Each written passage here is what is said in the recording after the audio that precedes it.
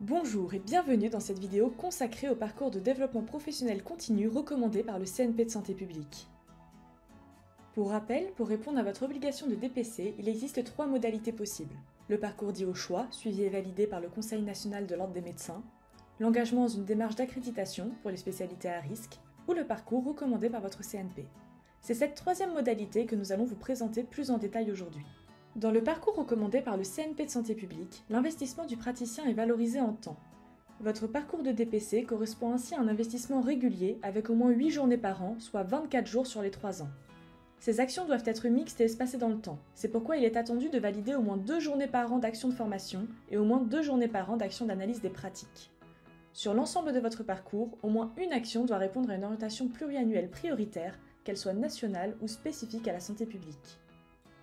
Les actions de formation possibles sont diverses. Elles peuvent être diplômantes ou non diplômantes, se dérouler en présentiel ou en distanciel. Elles peuvent s'inscrire dans des missions d'enseignement ou d'encadrement et peuvent aussi prendre la forme de réunions bibliographiques ou s'inscrire dans la rédaction d'articles scientifiques ou professionnels. Les organismes de DPC proposent également des actions répondant à une orientation nationale prioritaire ou de la spécialité santé publique. Pour rappel, vous pouvez retrouver la liste des ODPC régulièrement mise à jour sur le site de l'ANDPC. Dans votre parcours de DPC, ces actions seront valorisées selon le temps passé. Lors de l'entrée d'une action sur la plateforme Parcours Pro Online, vous pourrez ainsi importer par exemple votre attestation de présence en pièce justificative de l'action. De son côté, l'analyse des pratiques professionnelles est une analyse collective et régulière de cas ou de situations représentant les pratiques réalisées, organisées sur des temps dédiés. Ces temps d'analyse critiques et constructifs doivent reposer sur des références actualisées et définir des objectifs et des actions d'amélioration des pratiques. Les actions mises en place à la suite d'une analyse des pratiques sont suivies et reportées dans une restitution aux professionnels. Pour rappel, la HAS a validé plusieurs méthodes pour vous accompagner selon vos besoins. Nous vous mettons le lien de leur site internet en description de la vidéo. Ces actions d'analyse des pratiques peuvent prendre la forme de groupes d'échange de pratiques entre pairs ou de réunions de concertation pluridisciplinaire par exemple. Là aussi, ces actions sont valorisées selon le temps passé. Si vous êtes organisateur ou accompagnateur de ces temps d'échange, le temps passé pour votre DPC compte double puisque des missions de préparation ou d'animation encadrent notamment ces séances. Tout comme pour les actions de formation, vous pouvez également choisir de participer à une action proposée par un organisme de DPC répondant à une orientation nationale prioritaire ou de la spécialité santé publique. Ensuite, l'analyse des pratiques est un dispositif qui doit être structuré avec une charte de fonctionnement, un calendrier des rencontres, des documents de traçabilité et un bilan annuel.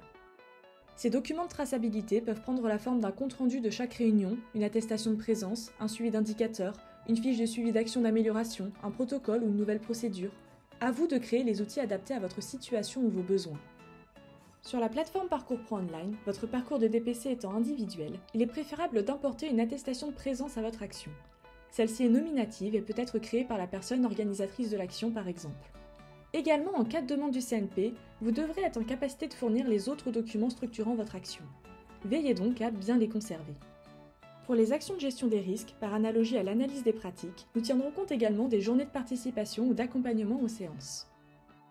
Si vous le souhaitez, il est tout à fait possible de coupler de la formation et de l'analyse des pratiques au sein d'une même action. Ce sont des programmes intégrés.